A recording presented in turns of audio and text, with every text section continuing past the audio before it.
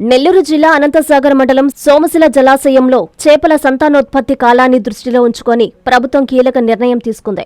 జలాశయంలో చేపల వృద్ధికి ఆటంకం కలగకుండా ఉండడంతో పాటు మత్స్య సంపదను పరిరక్షించేందుకు చేపల వేటకు 2 నెలల పాటు పూర్తిస్థాయి నిషేధం విధించింది. ప్రభుత్వ నిబంధనల మేరకు జూలై 1వ తేదీ నుండి ఆగస్టు 31వ తేదీ వరకు సోమశిల జలాశయంలో ఎలాంటి చేపల వేట కార్యకలాపాలు నిర్వహించరాదని అధికారులు స్పష్టం చేశారు. ఈ నిషేధ కాలంలో చేపలు సంతానోత్పత్తి చేసుకునే అవకాశం కలగడంతో భవిష్యత్తులో మత్స్య సంపద మరింత పెరుగుతుందని అధికారులు తెలిపారు.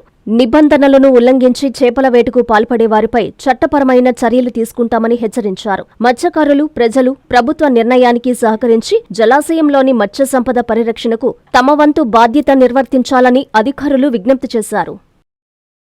బారా షాహిద్ దర్గా రొట్టెల పండుగ మహోత్సవ ఆహ్వానం.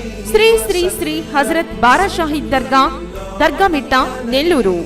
జూన్ నెల 26వ తేదీ నుండి 30వ తేదీ వరకు జరుగును.